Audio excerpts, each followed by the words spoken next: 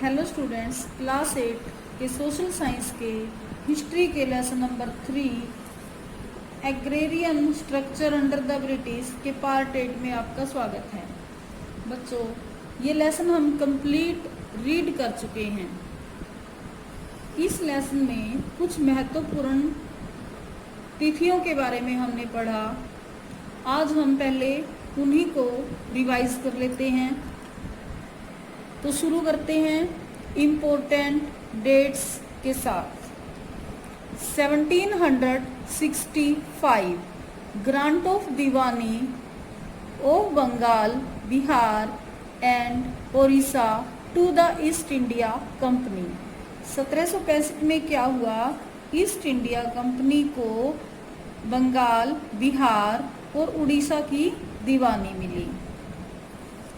1772 the quinquennial settlement of land revenue. भू राजस्व की पंचवर्षीय व्यवस्था शुरू की गई 1772 में गवर्नर जनरल वारेन हेस्टिंग्स के द्वारा। 1793 the permanent settlement of Bengal. 1793 में बंगाल में स्थायी बंदोबस्त की व्यवस्था लागू की गई। Introduced by Lord Cornwallis. किसने लागू की? लॉर्ड कॉर्नवालिस ने। 1822 the Mahalwari settlement of land revenue. 1822 में कंपनी ने महलवाड़ी की व्यवस्था भू राजस्व को इकट्ठा करने के लिए शुरू की। 1859 इंडिगो रेबिलियन इन बंगाल। 1859 में क्या हुआ? बंगाल में नील विद्रोह। 1860 indigo commission was set up. नील आयोग की स्थापना। नील खेती से जो संबंधित किसान थे उनकी दशा कैसी थी उसके बारे में जांच करने के लिए की गई थी। इम्पोर्टेंट पॉइंट्स, महत्वपूर्ण बिंदु।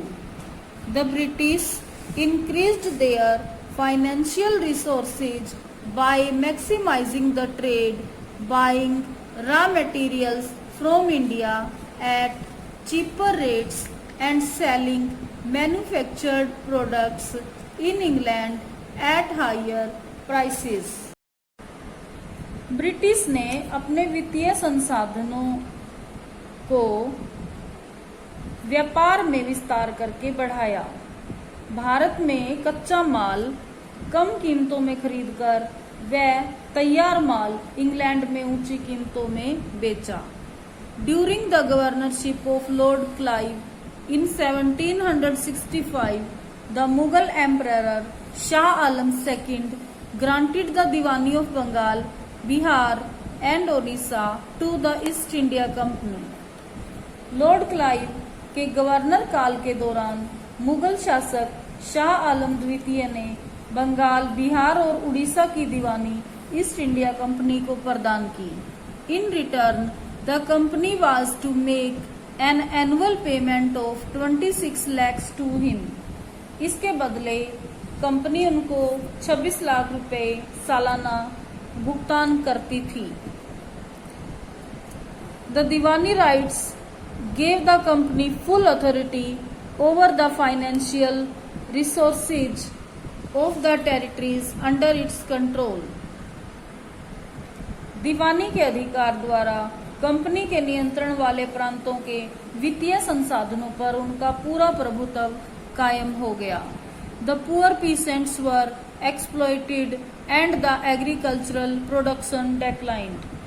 गरीब किसानों का शोषण हुआ और कृषि उत्पादन घट गया। The company introduced the Mahalwari system in 1822। The village और the mahal, a group of villages, was made the unit for revenue settlement. 1822 में कंपनी ने महलवाड़ी व्यवस्था शुरू की। राजस्व व्यवस्था के लिए गांव या महल नामक एक इकाई बनाई जाती थी। Bengal and Eastern India witnessed several peasant revolts in the 19th century. 19वीं सदी में बंगाल और पूर्वी भारत में किसानों द्वारा कई विद्रोह हुए। The Indigo Rebellion took place in Bengal in 1859. Bengal में नील विद्रोह 1859 में हुआ। Indigo was cultivated mainly in two ways, the niche and rayati. नील की खेती दो प्रकार से होती थी, निज और रेयती के द्वारा। In 1859, the Rayats of Bengal joined hands and refused to grow indigo anymore. 1859 में रैयतों ने आपस में हाथ मिला लिया और नील की खेती करने से मना कर दिया। In 1917, when Mahatma Gandhi returned to India from South Africa, he visited Champaran on the plea of a peasant from Bihar. 1917 में महात्मा गांधी दक्षिण अफ्रीका से भारत आए और बिहार के एक किसान की गुहार पर उन्होंने चंपारण का दौरा किया। बच्चों, अब इन इम्पोर्टेंट पॉइंट्स में से कुछ वेरी शॉर्ट क्वेश्चन आंसर बनते हैं। पहले हम उन्हीं को देख लेते हैं। Question number 1, When did the British get the Diwani of Bengal? अंग्रेजों को बंगाल की दीवानी कब मिली? आंसर, on 12 अगस्त 1765, 12 अगस्त 1765 को। Question number 2, on behalf of the British who accepted the Diwani of Bengal? अंग्रेजों की तरफ से बंगाल की दीवानी किसने प्राप्त की? आंसर, रॉबर्ट क्लाइव ने। Question number 3, write one result of the Diwani of Bengal. Bengal की दीवानी का एक प्रभाव लिखिए। Answer, as Diwan the company became the chief financial administrator of the territory. Diwan के रूप में कंपनी अब क्षेत्र की मुख्य वित्तीय प्रशासक बन गई। क्वेश्चन नंबर 4, व्हाट वाज महल? महल क्या था? Answer, in British revenue records mahal was a revenue state which may be a village और a group of villages. Question number 5, who appointed the East India company as the Diwan of Bengal? Bengal के दीवान के रूप में east India company को किसने नियुक्त किया? Answer, the Mughal emperor Shah Alam second, Mughal बादशाह शाह आलम द्वितीय ने। बच्चों, वेरी शॉर्ट क्वेश्चंस इतने ही करते हैं। अब हम शॉर्ट क्वेश्चन आंसर्स करेंगे। बच्चों, पहला और दूसरा शॉर्ट क्वेश्चन हम कर चुके हैं। आज हम तीसरे शॉर्ट क्वेश्चन से शुरुआत करते हैं। Question number 3, give a brief account of the settlement introduced by Thomas Munro in South India. Thomas Munro द्वारा दक्षिण भारत में शुरू की गई व्यवस्था का संक्षिप्त विवरण दीजिए। Answer, Thomas Munro introduced the ryotwari settlement in Madras presidency which was further extended to Bombay presidency and Assam. Thomas Munro ने मद्रास प्रेसिडेंसी में रैयतवाड़ी व्यवस्था लागू की, जो बाद में बम्बई प्रेसिडेंसी और असम में भी लागू की गई। In South India land actually belonged to cultivators or rayats since generations, so he felt that land settlement must be made directly with rayats। दक्षिण भारत में जमीन वास्तव में पीढ़ियों से किसानों अथवा रैयतों से संबंधित थी, इसलिए उसने महसूस किया कि भूमि समझौता सीधा किसानों से किया जाए।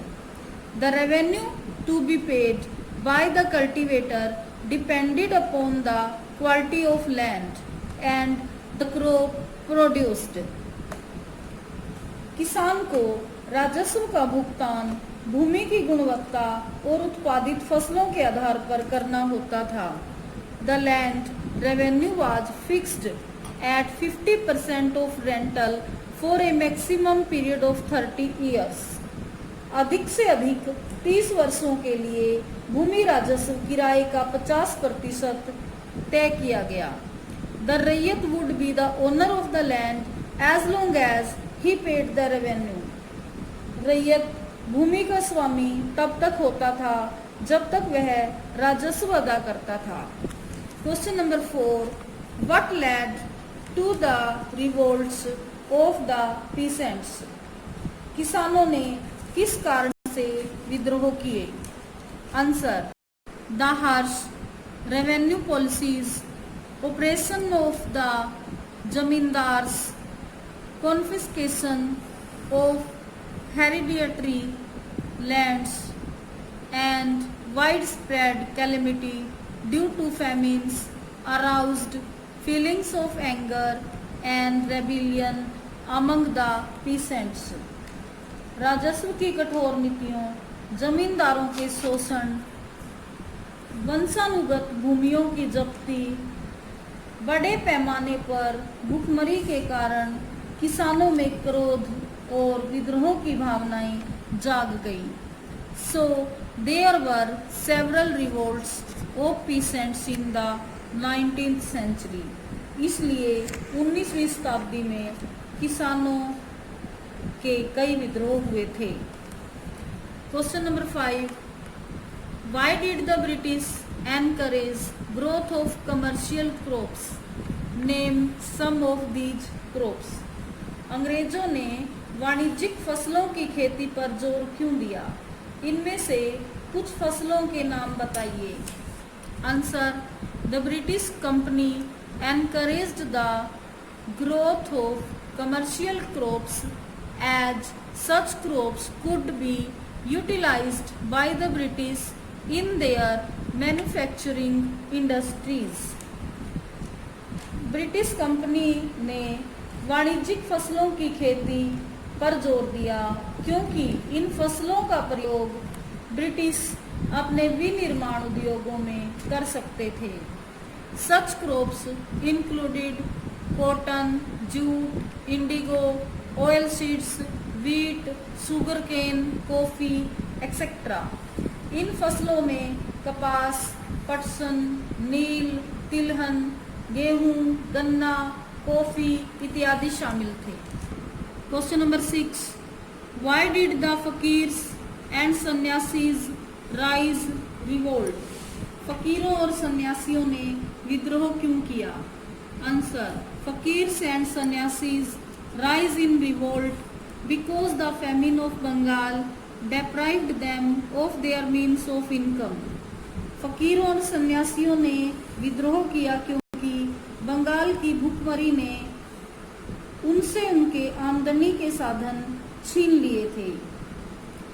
They were joined by angry peasants.